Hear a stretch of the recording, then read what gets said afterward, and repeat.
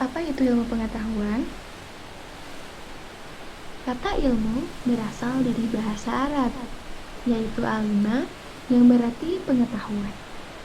Pemakaian kata ini dalam bahasa Indonesia kita ekuivalenkan dengan istilah science, yang berarti ilmu pengetahuan. Sedangkan pengetahuan secara etimologis berasal dari kata dalam bahasa Inggris, yaitu knowledge.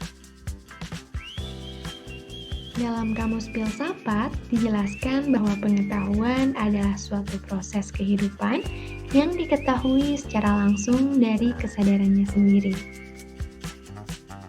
Jadi, pengetahuan filsafat itu ialah pengetahuan yang diperoleh dari pemikiran yang kontemplatif dan spekulatif. Perkembangan iptek.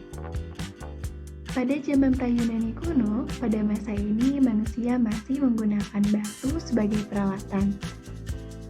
Zaman Yunani kuno. Pada masa ini dianggap sebagai gudang dari ilmu dan filsafat. Bangsa Yunani pada masa ini menumbuhkan sikap yang senang menyelidiki suatu secara kritis. Zaman abad pertengahan, di mana pada masa ini hampir semua para ilmuwan adalah para teolog, sehingga aktivitas ilmiah terkait dengan aktivitas keagamaan. Zaman Renaissance. Pada zaman ini ditandai sebagai era kebangkitan dari dogma-dogma agama. Renaissance ialah zaman peralihan ketika kebudayaan abad pertengahan berubah menjadi kebudayaan modern. Adapun tokoh-tokoh terkenal seperti Roger Bacon, Copernicus, Johannes Kepler, dan Galileo Galilei. Zaman modern, di mana pada masa ini ditandai dengan berbagai penemuan dalam bidang ilmiah. Adapun tokoh yang terkenal sebagai bapak filsafat modern dan juga seorang ahli ilmu ialah René Descartes. Zaman kontemporer, di mana pada masa ini ditandai dengan penemuan teknologi canggih, mulai dari penemuan komputer, satelit komunikasi, internet, dan lain sebagainya. Pancasila sebagai dasar pengembangan ilmu, pengetahuan, dan teknologi.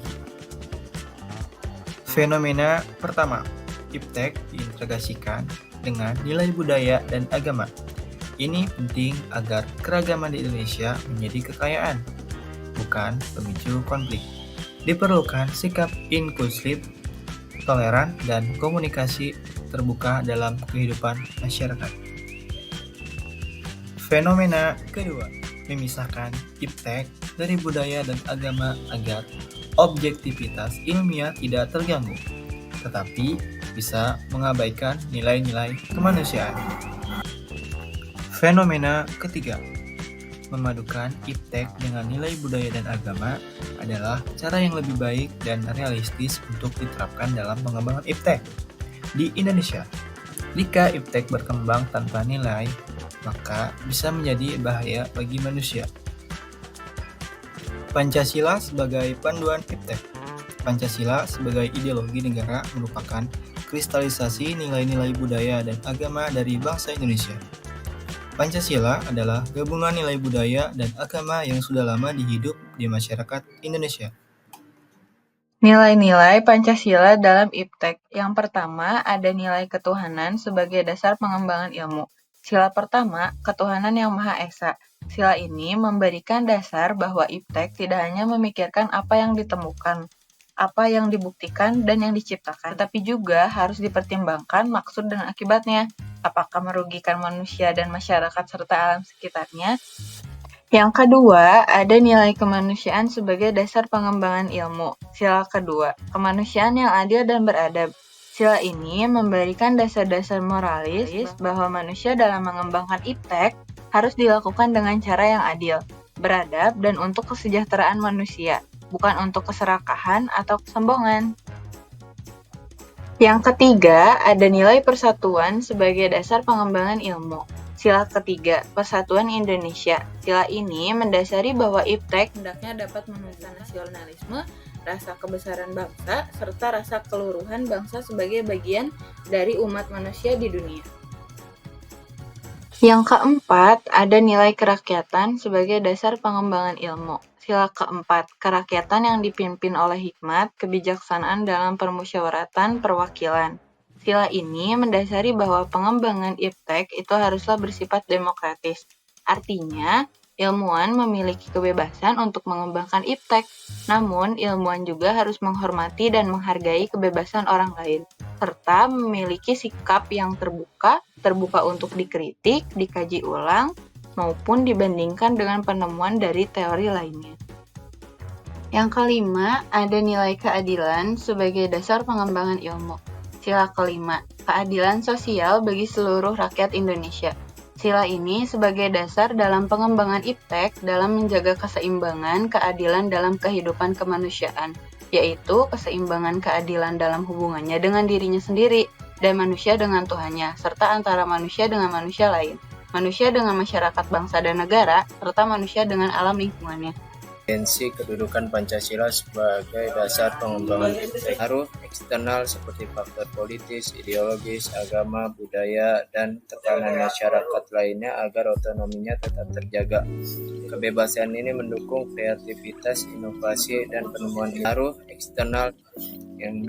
Penelitian kebebasan ilmu pengetahuan. Ilmu pengetahuan harus bebas dari ilmiah, tidak luput dari pertimbangan etis yang sering dituding menghambat kemajuan ilmu karena diperlukannya Pancasila sebagai dasar nilai pengembangan ilmu. Pentingnya Pancasila sebagai dasar pengembangan ilmu dapat ditelusuri ke dalam hal-hal sebagai berikut. Nilai yang berkembang dalam kehidupan bangsa Indonesia dewasa ini seiring dengan kemajuan iptek menimbulkan perubahan dalam cara pandang manusia tentang kehidupan. Dampak negatif yang ditimbulkan kemajuan iptek terhadap lingkungan hidup berada dalam titik nadir yang membahayakan eksistensi hidup manusia di pengembangan iptek yang didominasi negara-negara barat dengan politik mengancam nilai-nilai khas dalam kehidupan bangsa Indonesia seperti spiritualitas, gotong royong, solidaritas, musyawarah, dan cita rasa keadilan. Perkembangan teknologi yang pesat memberikan dampak signifikan dalam berbagai aspek kehidupan, termasuk sosial, budaya, ekonomi, dan politik. Namun, di tengah berbagai manfaatnya, Pancasila merupakan dasar negara dan pandangan hidup. Sebagai dasar negara, Pancasila merupakan penjagaan utama dalam penyusunan konstitusi dan sistem pemerintahan Indonesia. Sebagai pandangan hidup, Pancasila dijadikan sebagai pandangan hidup karena mampu menjadi landasan ideologis yang kuat, mempersatukan bangsa, dan memberikan pedoman yang sesuai dengan nilai-nilai luhur yang ada dalam masyarakat Indonesia. Etika teknologi, bagaimana teknologi mempengaruhi kehidupan manusia dan bagaimana penggunaannya dapat diarahkan untuk kebaikan bersama. Privasi, data pribadi yang seringkali digunakan tanpa izin dalam era digital zaman sekarang. Keamanan, munculnya ancaman seperti peretasan dan penyalahgunaan teknologi. Kesenjangan sosial, akses teknologi yang tidak merata dapat memperlebar kesenjangan ekonomi dan sosial. Keberlanjutan, dampak lingkungan akibat perkembangan teknologi seperti ewas limbah elektronik. Upaya untuk menyikapi tantangan etika teknologi. Yang pertama ada penguatan literasi digital. Masyarakat harus diberdayakan untuk memahami etika dalam menggunakan teknologi. Yang kedua ada kebijakan pemerintah yang berbasis Pancasila. Regulasi teknologi harus mencerminkan nilai-nilai Pancasila seperti perlindungan data pribadi dan keadilan akses teknologi. Yang ketiga ada kolaborasi dengan semua pihak. Pemerintah, swasta, dan masyarakat perlu bekerja sama untuk menciptakan ekosistem teknologi yang etis dan sesuai nilai-nilai bangsa. Penerapan nilai-nilai Pancasila dalam menyikapi etika teknologi. Sila pertama, ketuhanan yang Maha Esa. Teknologi harus digunakan dengan menjunjung tinggi nilai-nilai religius dan spiritual. Penyebaran informasi melalui teknologi misalnya harus menghindari hoaks, ujaran kebencian, atau konten yang bertentangan dengan moralitas. Sila kedua, kemanusiaan yang adil dan beradab. Pengembangan dan penggunaan teknologi harus memperhatikan martabat manusia, misalnya dalam penggunaan kecerdasan buatan atau AI, penting untuk memastikan bahwa hak-hak manusia tetap dihormati dan tidak ada diskriminasi algoritmik. Sila ketiga, persatuan Indonesia. Teknologi dapat memperkuat persatuan jika digunakan untuk mempererat hubungan antar suku, agama, dan budaya di Indonesia. Media sosial misalnya dapat menjadi sarana untuk memperkuat toleransi, namun harus dihindari penggunaannya untuk memecah belah. Sila keempat, kerakyatan yang dipimpin oleh hikmat kebijaksanaan dalam permusyawaratan perwakilan. Teknologi dapat mendukung demokrasi melalui platform digital untuk partisipasi publik. Namun, transparansi dan keadilan dalam teknologi seperti e-voting harus dijamin untuk menjaga kepercayaan publik. Sila kelima, keadilan sosial bagi seluruh rakyat Indonesia. Teknologi dapat mendukung demokrasi melalui platform digital untuk partisipasi publik, namun transparansi dan keadilan dalam teknologi seperti e-voting harus dijamin untuk menjaga kepercayaan publik.